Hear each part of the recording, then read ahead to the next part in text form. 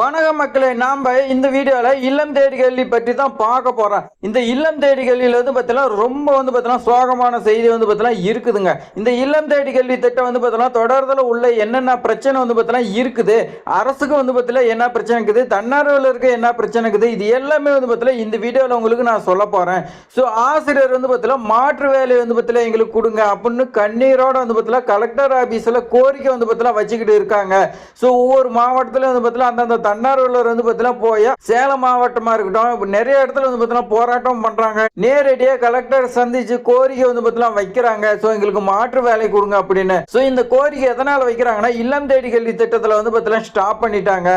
So அதுக்காக தான் இந்த கோரிக்கை வைக்கிறாங்க. ஸோ இந்த இல்லம் தேடி கல்வி திட்டம் தொடர்ந்து இந்த இல்லம் தேடி கல்வி திட்டம் நல்லதானே, ஏன் தொடரலாமே, அரசுக்கு என்ன பிரச்சனை அப்படின்னு தான் நீங்கள் பார்த்தீங்கன்னா கேட்பீங்க.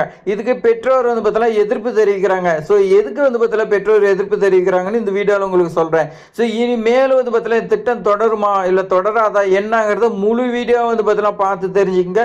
ஒரு 2 மினிட்ஸ் நீங்கள் பொறுமையாக பாருங்கள். உங்களுக்கான தகவல் பார்த்தீங்கன்னா இந்த வீடியோவில் பார்த்தீங்கன்னா நான் சொல்லியிருப்பேன். ஸோ இது மாதிரி தகவல்லாம் தெரிஞ்சுக்கிறதுக்கு நம்மளோட சேனலை சப்ஸ்கிரைப் பண்ணிங்க. அதே மாதிரி ஒரே ஒரு லைக் பண்ணுங்கள். நீங்கள் லைக் பண்ணும்போது தான் நம்ம பார்த்தீங்கன்னா மோட்டிவேட்டா என்னென்ன தகவல் நம்ம சேகரித்து பார்த்தீங்கன்னா உங்களுக்கு சொல்ல முடியும். இப்போ வாங்க நம்ம விரிவா பார்க்கலாம். நாம இல்லம் தேடி கல்வியில தொடங்குறதுக்கு உள்ள பிரச்சனை தான் நாம இப்போ பார்க்க போறோம். ஃபர்ஸ்ட் பார்த்தீங்கன்னா ஒரு மேலோட்டமா பார்த்தலாம். 2019 கோவிட்-19 பார்த்தீங்கன்னா வந்துச்சு. எல்லாருமே உங்களுக்கு பார்த்தீங்கன்னா தெரியும்.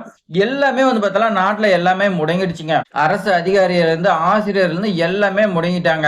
அவங்களுக்குலாம் பார்த்தீங்கன்னா சேலரி வந்துடும், எல்லாமே பார்த்தீங்கன்னா வந்துடும். இந்த மாணவர்கள் பார்த்தீங்கன்னா என்ன தப்பு பண்ணாங்க, ஸோ அவங்களுக்கு பார்த்தீங்கன்னா இல்லம் தேடி கல்வி திட்டம் பார்த்தீங்கன்னா ஒன்று கொண்டு வந்து அவங்களுடைய இல்லத்துக்கே போய் பார்த்தீங்கன்னா சொல்லி கொடுக்கணும் அப்படின்னு 2021 ஒரு 200 கோடி நிதி பார்த்தீங்கன்னா ஒதுக்கி இந்த திட்டத்தை பார்த்தீங்கன்னா கொண்டு வந்தாங்க. ஸோ தன்னார்வலருக்கு 1000 ரூபா தான் ஊக்கத்தொகையா பார்த்தீங்கன்னா கொடுத்தாங்க. இருந்தாலும் இந்த மாணவர்களுடைய நலன் கருதி பார்த்தீங்கன்னா தன்னார்வலர் அந்தந்த கிராமத்துல அந்தந்த ஊர்ல பார்த்தீங்கன்னா போய் சொல்லி கொடுத்தாங்க. இந்த ஆசிரியர்கள் எல்லாருமே பார்த்தீங்கன்னா சம்பளத்தை எதிர்பார்க்கலைங்க.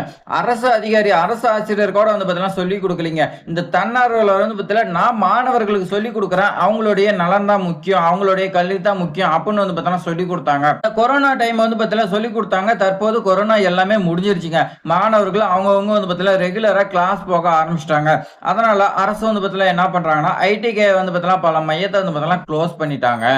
ஸோ நாம பார்த்தீங்கன்னா விசாரிக்கும் போது பள்ளி கல்வித்துறையில பார்த்தீங்கன்னா என்ன ஒரு தகவல் கொடுக்குறாங்கன்னா, மாணவர்களுக்கு காலையில பார்த்தீங்கன்னா எழுந்திருச்சு அவங்க திரும்பி ஸ்கூலுக்கு போயிட்டு அதே மாதிரி மாலை பார்த்தீங்கன்னா வீட்டுக்கு வரத்துக்கு கரெக்டா இருக்குது. அவங்களுக்கு பார்த்தீங்கன்னா மேலும் சுமை கொடுக்க கூடாது. அப்படி நாம பார்த்தீங்கன்னா கொடுக்கும்போது பெற்றோர்கள் பார்த்தீங்கன்னா எதிர்ப்பு தெரிவிக்கிறாங்க. மாணவர்கள் ஸ்கூல் டைம்லயே நல்லா படிப்பாங்க, அவங்களுக்கு எக்ஸ்ட்ரா பார்த்தீங்கன்னா சொல்லி கொடுத்து அவங்களுக்கு பார்த்தீங்கன்னா சுமை கொடுக்கக்கூடாது. அதுக்கு பார்த்தீங்கன்னா பெற்றோர்கள் பார்த்தீங்கன்னா எதிர்ப்பு தெரிவிக்கிறாங்க அப்படின்னு பார்த்தீங்கன்னா பள்ளி கல்வித்துறையிலிருந்து நமக்கு பார்த்தீங்கன்னா ஒரு தகவல் கிடைச்சிருக்கு. அது மட்டும் கிடையாதுங்க, தன்னார்வலர் நிறைய பேர் பார்த்தீங்கன்னா மேரேஜ் ஆகி அந்தந்த வேற ஊர்ல பார்த்தீங்கன்னா போயிட்டாங்க.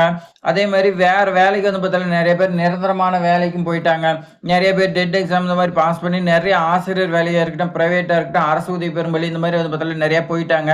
ஸோ தன்னார்வலரும் எடுக்கிறதுக்கு குறைவா தான் இருக்காங்க. பெற்றோரும் பார்த்தீங்கன்னா எதிர்ப்பு தெரிவிக்கிறாங்க.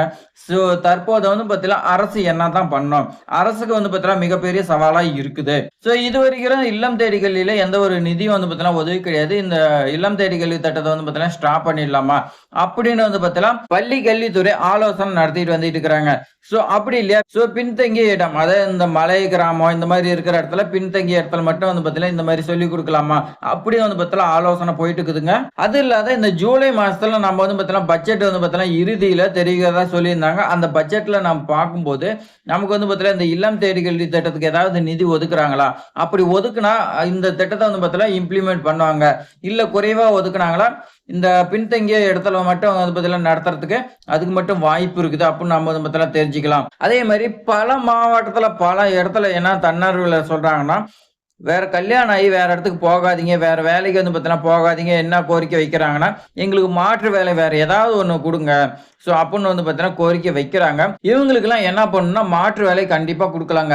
ஏன்னா அவங்க வந்து பார்த்தீங்கன்னா இந்த கொரோனா டைம்ல கூட மாணவர்களுக்கு போய் சொல்லிக் குடுக்குறாங்க. அவங்களுடைய உயிர கூட கவலைப்படாத உயிர வந்து பார்த்தீங்கன்னா பணயம் வச்சு அவங்க சொல்லிக் குடுத்துருக்காங்க. அவங்களுக்காக மாற்று வேலைய வந்து பார்த்தீங்கன்னா கண்டிப்பா குடுக்கலாங்க.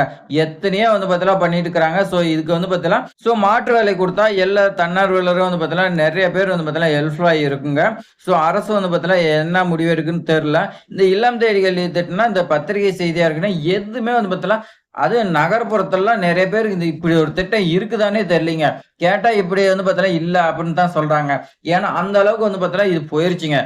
இந்த தகவல்லாம் நமக்கு வந்து பார்த்தீங்கன்னா ஓரளவு கிடைச்சிருக்கு. இன்னும் அபிஷியலா வந்து பார்த்தீங்கன்னா வெளியிடல. இந்த பட்ஜெட்ல நம்ம பார்க்கும்போது தான் நமக்கு வந்து பார்த்தீங்கன்னா ஏதாவது அறிவிப்பு வந்து பார்த்தீங்கன்னா ஜூலை இறுதிக்குள்ள நமக்கு ஏதாவது நல்வழி வந்து பார்த்தீங்கன்னா பிறகுதான் நம்ம பொறுத்து பார்க்கலாம்.